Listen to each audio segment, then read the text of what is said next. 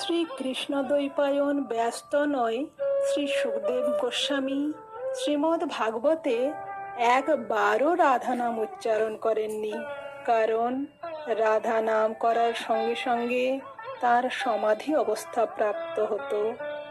শ্রীকৃষ্ণতে জগৎ মোহিত হয়, আর সেই শ্রীকৃষ্ণ করজোড়ে দাঁড়িয়ে থাকেন শ্রীমতী রাধারানীর অপার্থিব প্রেমের আশায়। তাই তো রাধা নামে জগৎশুদ্ধ মানুষ মোহিত হয়। আর সেই রাধা নামের মহিমা বর্ণনা করবে সাধারণ মানুষ? এও কি সম্ভব? আসুন আমরা সুশ্রী সুপর্ণা চট্টোপাধ্যায়ের কণ্ঠে আর একটি গান শুনে নিই, আমার রাধা নামের একই মহিমা, গীতিকার শ্রীযুক্ত জগদীশ চন্দ্র নস্কর। আমার রাধা নামের একই মহিমা, রাধা নামের একই মহিমা, যে নামের গুণে দুই নয়নে নামের ধরা কভু থামে না, যে নামের গুণে দুই নয়নে নামের ধরা কভু থামে না, রাধা নামের একই মহিমা।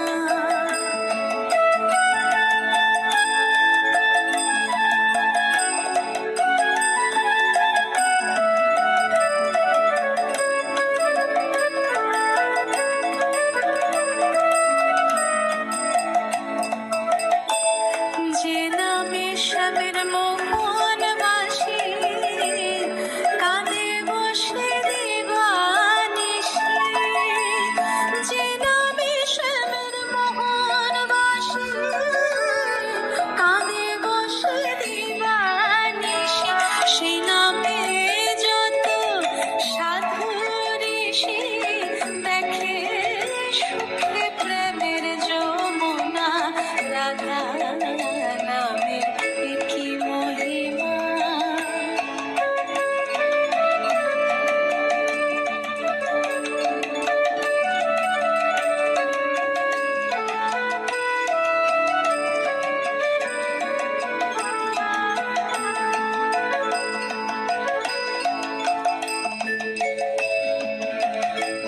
ওই কালা চাঁদের বাঁশির সুরে রাধা নামের সুধা ঝরে, কালা চাঁদের বাঁশির সুরে রাধা নামের সুধা ঝরে, যে সুধা মানে এই অন্তরে বিরাজ করে কালো সোনা, যে সুধা মানে এই অন্তরে বিরাজ করে কালো সোনা, রাধা নামের একই মহিমা।